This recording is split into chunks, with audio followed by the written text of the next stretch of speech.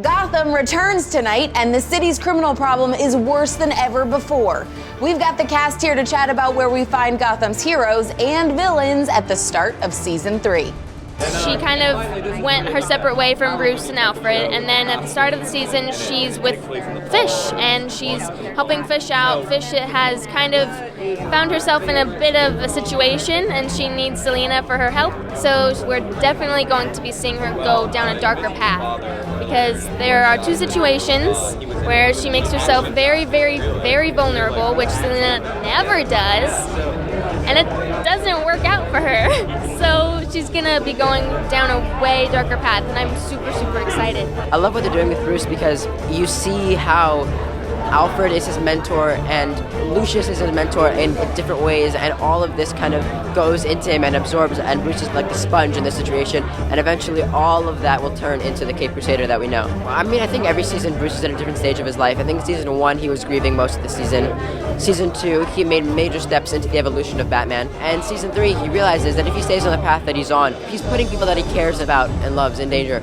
We ended Season 2 with the release of the monsters from Indian Hill, all of the monsters Hugo Strange has been experimenting on. When we pick up Season 3, we jump forward about 6 months, and those monsters are wreaking havoc across Gotham.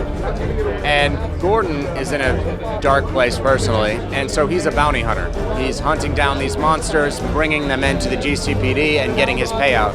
It's his only way of sort of surviving. He's so disenchanted with his original goal of cleaning up the city and bringing justice that this is his only way of kind of getting by and making ends meet. Well, the subtitle of Season 3 is Heroes Will Fall, and what that implies is that all of our heroes will flirt with the dark side, and some will even succumb to it. And Gordon is no exception, and he may transform into another iconic character. So we find her in the Sirens Club, which is her new club, her and Tabitha, and they are just kind of kicking ass a little bit this year. Like, they've set themselves up, and they're kind of like owning a little bit more of their sort of power in Gotham, and they're going to just try and work their way up.